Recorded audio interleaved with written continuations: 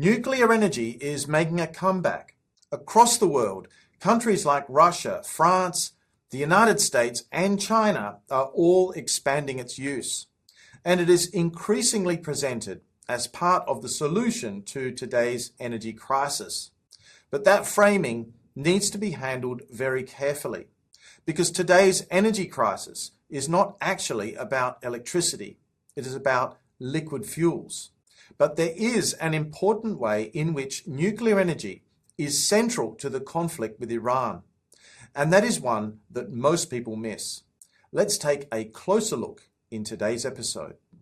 What is driving pressure in global energy markets today is oil, gasoline, diesel, and jet fuel, fuels that power transport, aviation, and global trade. And while this may surprise a lot of people, nuclear does not actually produce any of these energy sources.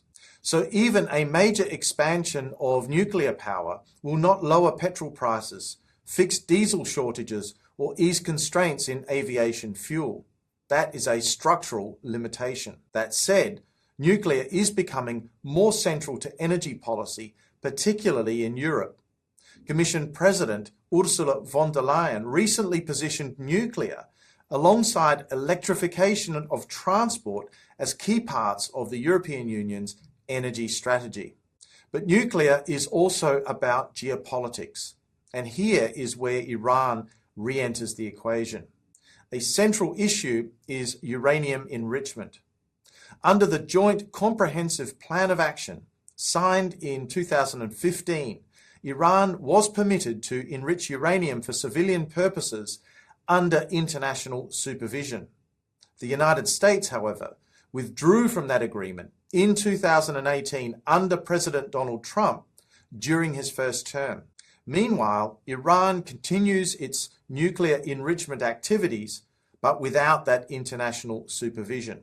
Iran maintains that its nuclear program is civilian. The United States is not so convinced.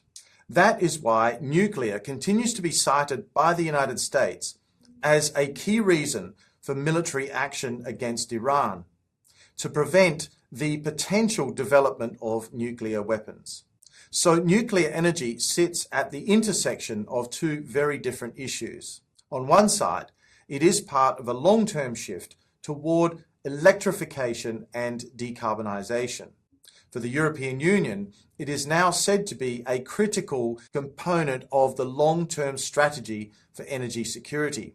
On the other, it is tied to one of the most sensitive security questions affecting the world today. The key point is this: nuclear power matters. It can help shape the future energy system. While nuclear does not resolve the fuel-driven pressures we are facing today, it is central to the underlying dispute driving the war with Iran. And the war with Iran is the reason why, as of today, the Strait of Hormuz is closed. Let me know what you think in the comments section below. Was it a wise decision for the United States to withdraw from the Joint Comprehensive Plan of Action, or JCPOA as it was called? Thanks for watching, and I look forward to seeing you again soon in the next episode of Climate Mundial. Bye for now.